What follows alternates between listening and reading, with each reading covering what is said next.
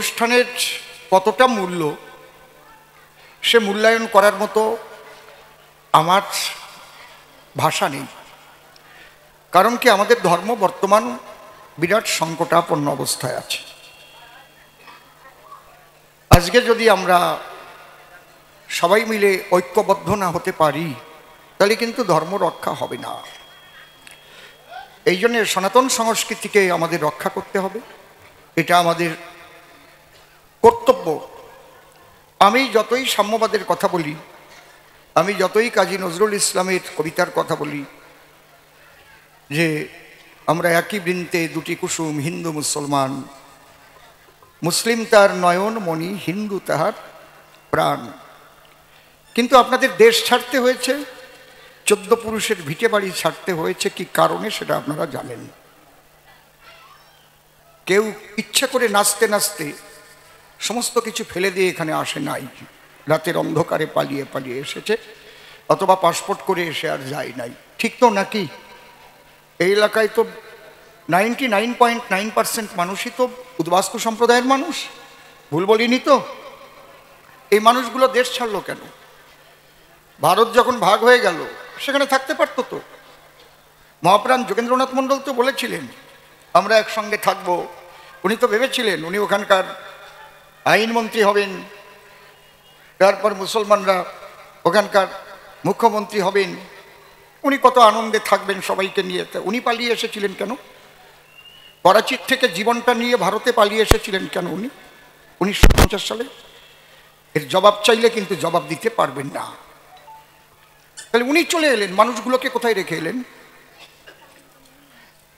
আপনি তো জীবনটা নিয়ে পালিয়ে এলেন, আপনার কথা শুনে যারা থেকে গেল সেই লোকগুলোর কি হলো?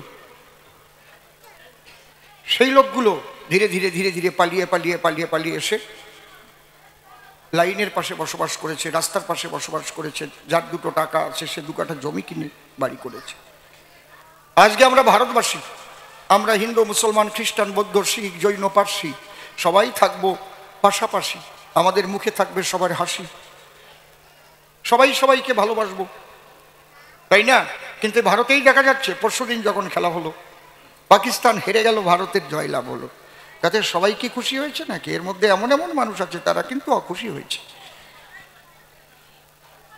যাদের মুখ দিয়ে বের হয় যে ইসলাম নিয়ে জন্মগ্রহণ না করলে সে বড় দুর্ভাগা, তাদের দাওয়াত দাও, মুসলমান ধর্ম নীতি কও। তাহলে আজকে আমরা কোথায় আছি রে বাবা?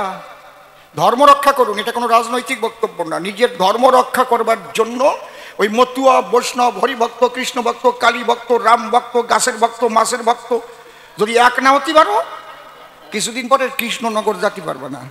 কয়ে গেলাম একটা কথা, পথে ঘাটে অসুবিধা হয়ে যাবে। এখন আমি দুঃখ লাগে, মতুয়ারা বলে আমাকে হরিচাঁদের উপর আর কেউ নাই, কৃষ্ণ ভক্তরা কয় আমাকে কৃষ্ণই বড়, মরো ওই কয়ে কয়ে মরো। এক ধরনের মতুয়া, শিক্ষিত মতুয়া হয়েছে, তারা কয় না না ওসব ব্রাহ্মণ্যবাদী, কৃষ্ণ কৃষ্ণ আমরা মানি না, ব্রাহ্মণ্যবাদী। আগে ধর্ম রক্ষা করো, সনাতন ধর্মকে। ব্রাহ্মণ্যবাদের বিরুদ্ধে তো আমরা লড়াই করি। ব্রাহ্মণ্যবাদ কি আমরা কখনো প্রশ্রয় দেই? অসীম সরকারের মেয়ে বিয়ে দিয়েছে, আনে নাই ব্রাহ্মণ। অসীম সরকারের ভাই বিয়ে দিয়েছে, ব্রাহ্মণ আনে নাই। মেয়ের মেয়ে হয়েছে, সে তো আমেরিকায় পড়তেছে, তাতে কি ঠেকে গেছে নাকি? ছেলে মেয়ে হওয়া বন্ধ হয়েছে নাকি? হরিভক্ত দিয়ে, বাবা মারা গেছে হরিভক্ত দিয়েই তো সব করেছে। কোনো ব্রাহ্মণ তো বলে না ব্রাহ্মণ আপনাকে বাড়ি এসে গন্ডগোল বাঁধায় না। গন্ডগোল বাঁধান আপনারা, আপনারা তুই আনবি না কেন, তুই সমাজ দিতে বাদ। ওরা এসে কয় নাকি বাদ দিলাম? এখন আর কয়দিন পরে ব্রাহ্মণ পাবাও না পুজো করতে, কারণ সব চাকরি বাকরি পাইয়ে যাবে, তোমরা ফুটুস কল পাবা না আর পুরোহিত কলাম তো আমি। আর যা পরিস্থিতি হচ্ছে, 15 বছর পরে দলিত সম্প্রদায়ের মানুষ আর একটাও চাকরি পাবে না। লিখে নেওয়া আজকে অসীম সরকার বলে গেল 8 পর্যন্ত পাস ফেল বন্ধ। তার মানে কি? তারপরে যদি সরকার কয় কি আমরা কইছি একটু বেশি করে মার্কস দিয়ে দিও, 80-90 নিচে যেন কেউ মার্কস না পায়। এ কি রে বাবা, তুমি মার্কস দিয়ে তারে পাঠাই দেবো, মাধ্যমিক পাস করাই দেবা, পরে সে তো 0 পাওয়ার মতো মানুষ, সে যদি তারে 90 দিয়ে দাও, পরে পরীক্ষা যখন চাকরির পরীক্ষায় বসলে চাকরি পাবে? কথা কও না কেন, পাবে? গড়ি খাইয়ে বাড়ি এসে ভ্যান চালাবে। আমি তোমাদের মানুষ, এটা মনে রেখো। আমি কোনো দলের মানুষ না, আমি একমাত্র উদ্বাস্তুদের মানুষ।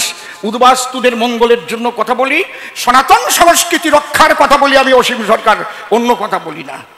আমার সমাজের মানুষের কাছে আমি যা গালাগালি শুনেছি ফেসবুকে, মনে আর কেউ শোনে নাই। অপদার্থের দল, কিচ্ছু করতে পারে না, ওদের কিচ্ছু করার ক্ষমতা নাই। ফেসবুক যা ইচ্ছা তাই কয়।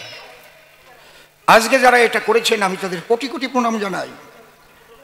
আর জয়ডাঙ্কা বাজবে কিনা, খোলকরতাল বাজবে কিনা নির্ভর করছে আপনাদের ঐক্যবদ্ধতার উপরে। যদি ঐক্যবদ্ধ না হতে পারেন, মতু আলাদা, বৈষ্ণব আলাদা, ওই রাম ভক্ত আলাদা, কালী ভক্ত আলাদা, এই যদি করেন আমার কিচ্ছু কর নাই। আমি তো আর কয়দিন পরে মরিয়ে যাবো না, আর কয়দিন থাকবো না। উপর দিয়ে যত কালা দেখো, তলা দিয়ে সব গলা হয়ে গেছে। 65-66 বছর বয়স কলিকালে আর কয়দিন বাঁচবো তার ঠিক কি। কইয়ে যাচ্ছি, কথাগুলো তোলা থাকলো যে অসীম সরকার এই কথা কইছিল, আমরা মানি নাই। এই জন্য সবাই ঐক্যবদ্ধ হও, আমরা কাউকে হিংসা করব না।